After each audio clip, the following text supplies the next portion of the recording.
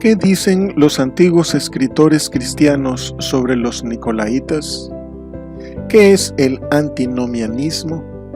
¿A qué se refiere el Señor cuando dice al que venciere? ¿Por qué el Señor menciona el árbol de la vida a los hermanos de Éfeso? Pero tienes esto, que aborreces las obras de los nicolaitas, las cuales yo también aborrezco. El que tiene oído, oiga lo que el Espíritu dice a las iglesias. Al que venciere, le daré a comer del árbol de la vida, el cual está en medio del paraíso de Dios. Al que venciere. Estudio del Apocalipsis desde la perspectiva amilenial.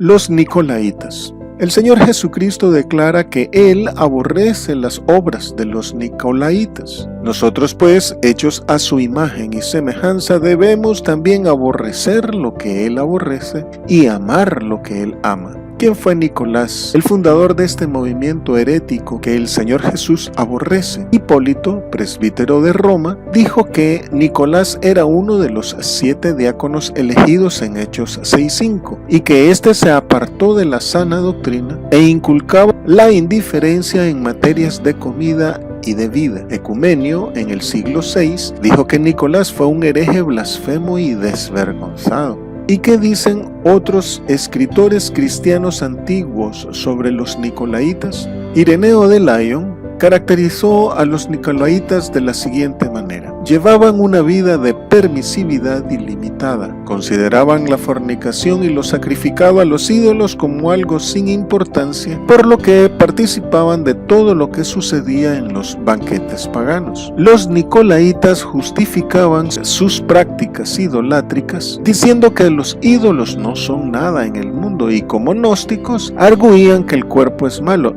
y según ellos no tenía importancia lo que se hiciera con el cuerpo. Al igual que el gnóstico Cerinto, rechazaban la existencia de un solo Dios y que éste actuara a través del Verbo, distinguiendo entre el demiurgo y Dios, entre Cristo y Jesús. Cerinto además decía que Cristo bajó sobre Jesús en su bautismo y lo abandonó en la crucifixión. Clemente de Alejandría dijo lo siguiente sobre los nicolaitas: se abandonaban al placer como cabras, llevando una vida libertina. Pervirtieron el dicho de Nicolás, quien decía que se podía abusar de la carne, cuando lo que él quería decir era que hay que sojuzgar el cuerpo, y ellos abusaban tan desvergonzadamente como querían. Por su parte, la obra cristiana del siglo IV después de Cristo, las constituciones apostólicas, que contienen la didascalia y la didaje, escribe a los nicolaitas como desvergonzados en su impureza. Otra errónea perspectiva parecida al nicolaísmo y que también se infiltró en la iglesia primitiva fue el antinomianismo, del griego anti, que significa contra, y nomos, ley, que malentiende la doctrina de la gracia. El antinomianismo, tergiversando el dicho paulino de no habiendo ley no hay pecado, menosprecia la ley de Cristo y promueve la anarquía. Los antinomianistas de la época apostólica decían: todo está permitido. El pecado que se produce en la carne no toca al espíritu, sino que ofrece ocasión de hacer aparecer la grandeza y el esplendor de la gracia de Dios. Al estilo gnóstico hacían diferencia entre Dios y el mundo, el espíritu y la materia, el alma y el cuerpo, dando lugar a la libertina conducta moral que el Señor Jesucristo aborrece. Los apóstoles Pedro y Judas recriminan la codicia y lujuria de estos impíos y denuncian que convirtieron la libertad en una vida desenfrenada y que a eso le llamaban nueva vida. El apóstol Judas también denuncia todas estas corrientes falsas, los de Balaam, Jezabel, nicolaísmo, antinomianismo, etc., como introducidas encubiertamente en la iglesia por hombres impíos que convierten la gracia en libertinaje. Ante esta perspectiva de la doctrina, el apóstol Pablo advirtió que aunque hemos sido llamados a libertad, no debemos usar esa libertad como ocasión para la carne. Y juntamente con el apóstol Judas, el Señor Jesús advierte el castigo de Dios sobre los que no se arrepientan. Pero a los que abandonen estas falsas creencias y malas prácticas, el Señor Jesucristo les promete salvación, nueva identidad y autoridad sobre las naciones. El que tiene oído, oiga. El profeta Ezequiel expresó una frase similar: el que oye, oiga, y el que no quiera oír, no oiga. Y el Señor Jesucristo la usa aquí repetidas veces, así como en los evangelios, para individualizar el mensaje tanto como lo generaliza. La individualiza cuando el oír no es solo escuchar, sino aplicar la exhortación en la vida. Los creyentes debemos obedecer el llamado de Cristo Jesús al arrepentimiento y a la conversión. El que tiene oído es aquel que de corazón cree que las palabras y las promesas bíblicas van dirigidas a él. Quien oye la voz del pastor lo sigue y será parte de su rebaño. Y generaliza esta frase el Señor Jesús, por cuanto estas palabras y promesas no fueron dadas solo a las iglesias de Asia hace 21 siglos, sino que también son para cada persona de cualquier generación y época. Estas cartas no son de aplicación exclusivamente local y temporal, sino eterna. Y el Espíritu Santo sigue hablándonos a cada uno de nosotros hoy a través de ellas. Lo que el Espíritu dice a las iglesias. Notemos el plural iglesias. Aunque se dirige específicamente a la iglesia en Éfeso, se extiende el mensaje a todas las iglesias en Asia y a toda la iglesia del Señor en el mundo y en el tiempo. También, al mencionar al Espíritu Santo, se establece la relación de igualdad entre el Señor Jesucristo y el Espíritu de Dios. La revelación es del Señor Jesucristo, pero es el Espíritu Santo el que habla a la iglesia, pues toda escritura es inspirada por el Espíritu de Dios. Y la habitación del Espíritu de Dios es la iglesia, el cuerpo de Cristo. Hagamos que la palabra de Dios corra y sea glorificada. Dale clic en me gusta, suscríbete, haz un comentario y comparte este video para que este contenido llegue a más personas.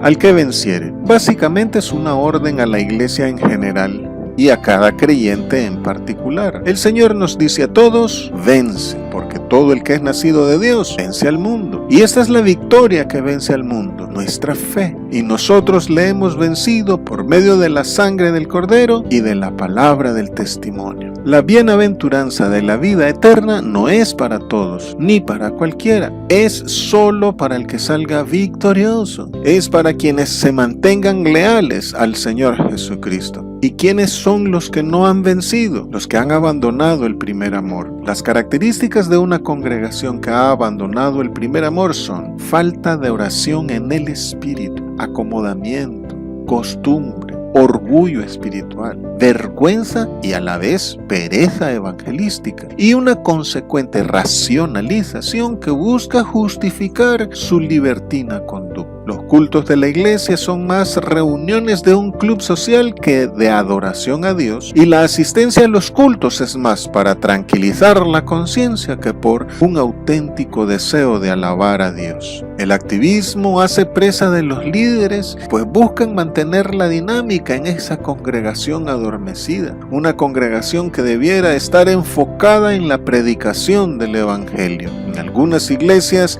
las emociones reemplazan al Espíritu de Dios. En otras, se apaga totalmente al Espíritu de Dios. Algunos creyentes llegan tarde a los cultos e incumplen sus responsabilidades en el culto por dar mayor atención a los negocios de esta vida. Al que venciere toda esta indolencia espiritual, dice el Señor, le daré de comer del árbol de la vida. Y para vencer, debemos obedecer los mandatos de Cristo y no dar lugar al diablo. Necesitamos desear, ansiar, anhelar y buscar al Señor Jesucristo y mantener puesta nuestra mirada en el supremo llamamiento de Dios en Cristo Jesús, menospreciando el placer o bien la persecución. Debemos dejar de determinar por nosotros mismos lo que es bueno y lo que es malo, y evitar que por nuestra culpa el nombre del Señor sea blasfemado. Complazcámonos en someter nuestra voluntad a la de Cristo para que Él no retire el árbol de la vida de nuestro alcance. Antes bien, que nos conceda la corona de vida que Él tiene preparada a los que le aman. por lo cual dice: despiértate tú que duermes y levántate de los muertos y te alumbrará Cristo. Recuerda, por tanto, de dónde has caído, arrepiéntete y haz las primeras obras. Árbol de la vida.